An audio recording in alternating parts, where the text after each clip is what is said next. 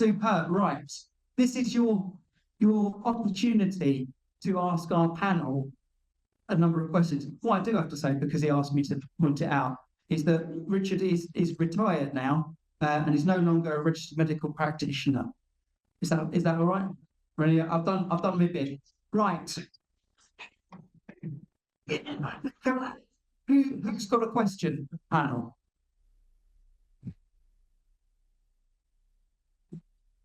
Hi everyone, my name's Marco at GPS in January this year. I just want to say thank you to the Medical Advisory Board. It was really interesting learning about all of the research that's going on with GPS. It's really nice to see the link between the present consultants and Professor Hughes. I just wanted to know, has anyone taken up the mantle after Professor Hughes to support further PhDs for other neurologists who want to do PhDs as well? Who's going to come on to that one? Yeah. Who's following behind you, Richard? I'm delighted to say that a lot of people following on behind, and they're on the medical advisory board, so you don't need to look any further than that. So Dr. Haddon on my right, and Professor Rinaldi, who's not here, particularly in the Oxford, but he's also very much involved in research. So I don't think you need to worry. There are people out there, and I'm sure they would be all too delighted if you were to set up a competition for research fund, granting it in all sorts of application research. Have a go. Thank you. Brilliant. That's what we will be doing. I'm sure. Anyone else? Anyone online got a question? Any questions come through? Not at the moment. Not a minute. Anyone else in the room? With right at the back. Hang on. Come to you. That's all right. Yeah. Fascinating. Can I ask about Ireland? No, I can't get you. What the Irish question, that's a very, very, very good question. So, GAIN do cover the UK and Ireland, allegedly. I think we've got a significant issue around how we work with Ireland, how we're registered to support our reach in, and I think it's something that we haven't done. We may have done in the past, but we certainly aren't doing it in a minute. I think it's fair to say, Claire, that we get very little in terms of support. I can see Glenys' point. I will take this over to you in a second, Glenys. I do know that Glenys has been over because I get people saying, "Oh, I remember when Glenys came." That was a very long time ago, wasn't it? So what do we do in terms of it? I think we need to do a lot more. I have got a paper to take to the board that has been on my to-do list for a good while that is around that exact issue. It hasn't been written yet. So you're actually right to bring it up. But Glenys. We were originally known as the GBS support group of the UK and Ireland. Unfortunately, Brexit cancelled that, and it was working against the rules and regulations of being in Europe and being in Brexit. So unfortunately, there was a failure not in my time, but it did disintegrate, unfortunately. We used to have difficulty. Then I've been over several times to Dublin doing meetings, and people will us. One person actually did take 5 buses to get to Dublin to come to a meeting, so it was active, but I think it probably needs addressing again. Thank you. I mean, I think also it's all about our reach and stuff. We're very, very England focused, probably because that's where we're based. We need to do more reaching others. Anna, I'm interested to know, have you got anything you want to add to that, or to bring up in a specific issue or point? Let me bring that. Sorry, I'm asking from the other side of the room about it passing you that. Sorry. I've got a conflict of interest when it comes to Ireland, but what I would say is if you're talking about sustainability, and Ireland is a population of 5 million, and we're trying to grow our reach. That's an obvious place to look at. I couldn't agree more. There's a lot more we can do in terms of reach. I mean, there's questions about Gibraltar as well. That's another one. But hey, Yeah. Norman from North Manchester. This is a question really for Dr. Hannibal and for any consultant. And that is, when do you, as a doctor, give a diagnosis of CIDP or Guillain-Barré or anything of that nature to a patient or to the patient's relative, if the patient is really ill and can't speak? Can you or do you always, this is not getting at you personally, can you as a doctor always say, oh, by the way, there is a support group called Guillain? Because we've talked so much today about awareness. That would help awareness, I'm sure, if every patient or relative knew that there was someone they could talk to, they could email, they could phone, they could whatever. So what do you think about that? Is that something that in your experience you think most doctors do in all ICUs in the country? I'm not giving you personally. I'm saying, and if not, would it be possible for someone like yourself, excuse me, then to write to every, because there's only, 300 or 400 neurologists in the country, to write and just suggest that? And it's just a thought. So we did discuss this earlier, weirdly, didn't we? I personally do try and mention gain charity when I see a patient, but I'm sure that there are lots of other neurologists who don't. But actually, there are hundreds of different charities for all the different diseases. And so, virtually any time that I'm seeing a patient with any disease, I could say, well, did you know there is a charity for your specific disease? And yes, I agree that we should all have the awareness, all medical professionals, to signpost people to the appropriate charity. I think that's what's one. If I may, I have two answers actually. The first one to Ireland, since Brexit and we kicked it out of the UK, they can refer to us as international and we will connect them back to GAIN. We'll try to reunite that as well. So I'm available if anybody needs to talk to an international patient organization. And like we said earlier, everything will be teamwork towards the patient community.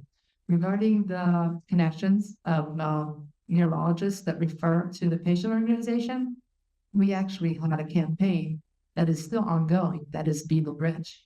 We contact medical professionals, we try to give them this card, this postcard, anything that they could maybe willingly give to the patient, to the family, so that they can connect that person to a patient organization, which in this case was us, but maybe that could be a future campaign for GAIN as well. And recently I have been just on my phone and on the emails connecting with all of our centers of excellence. And my next step is going to be the hospitals that aren't, just to let them know that we are there, to make sure that patients know that we are there, because it is a fundamental right of the patient.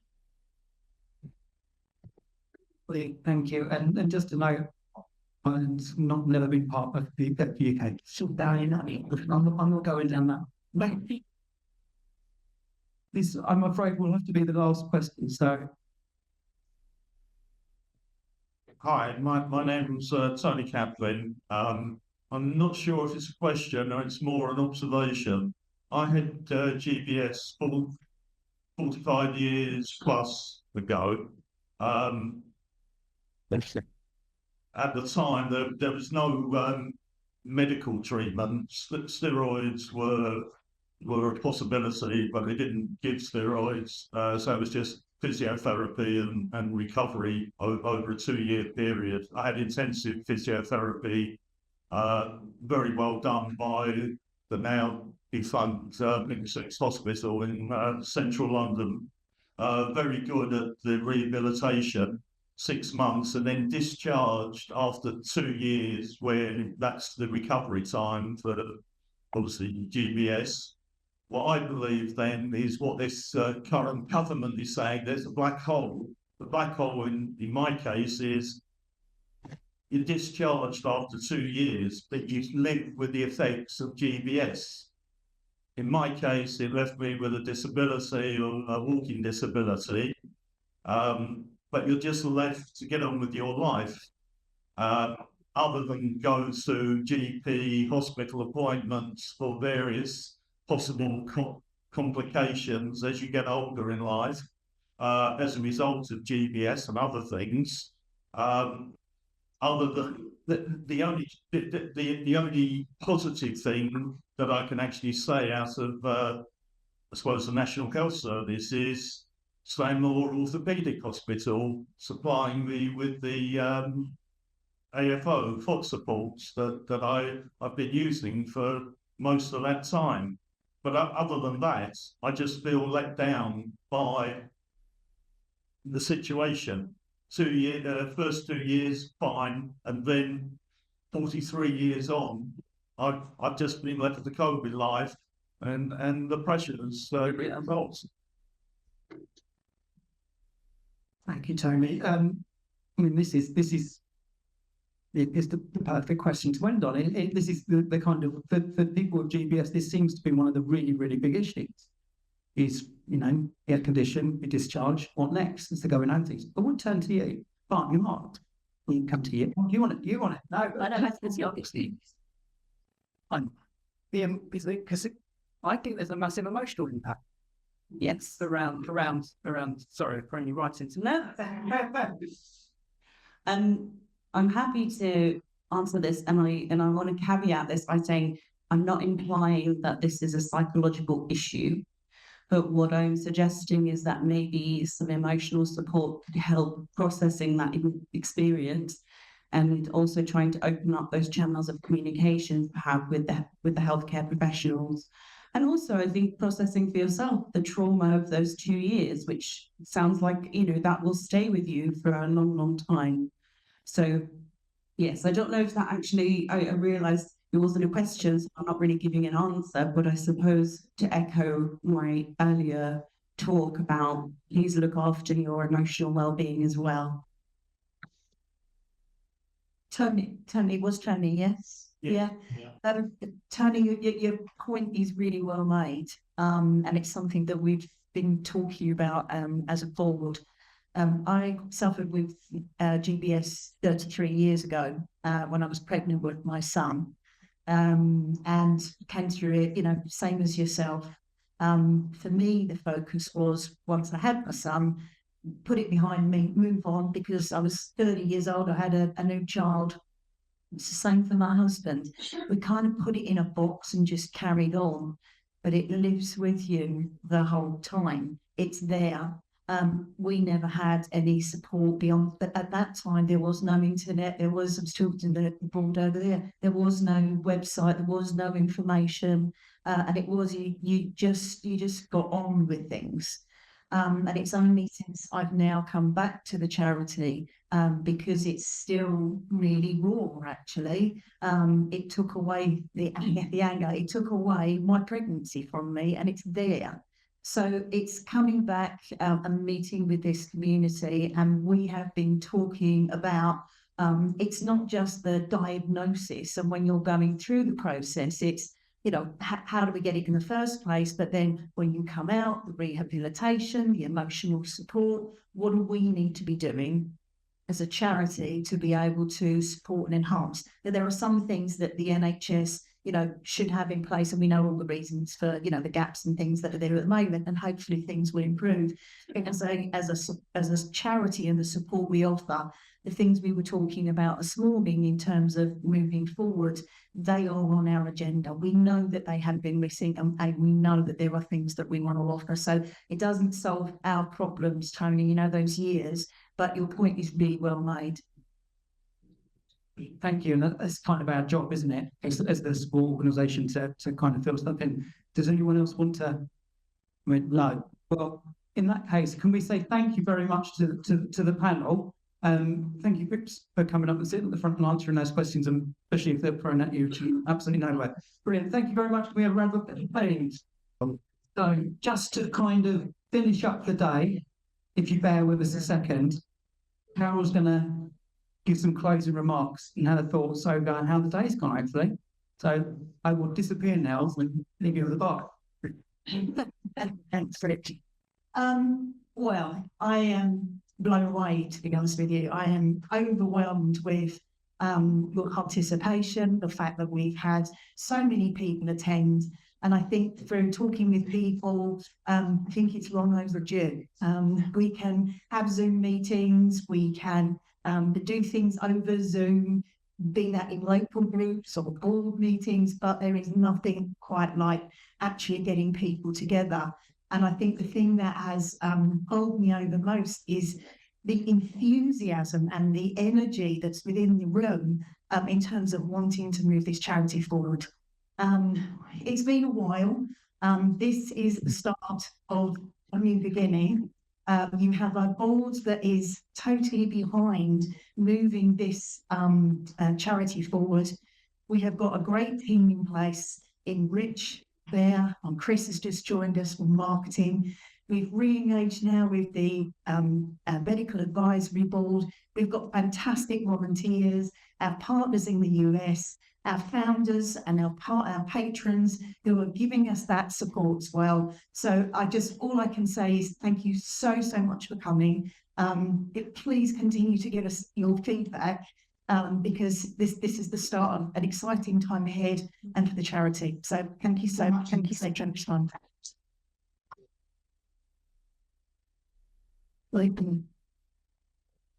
There is just one other person that we owe a huge thanks to today, because when Rich and I started talking about this and we got all fancy and thought, oh yeah, we'll have people in the room and people up on Zoom, then we thought, yeah, great. Can we do that? No idea. So I frantically put in a call to an old friend and said, Chris, can we do anything? Chris is not an expert IT people. Chris comes leadership development. She did a lot of work with. We're friends from years gone by, but she said, sort it. I'll sort it. So through Chris and your efforts, we've been able to do this in person and have the guys on the screen. So it's been phenomenal and it's worked. So Chris, we've got a little something for you. Oh no.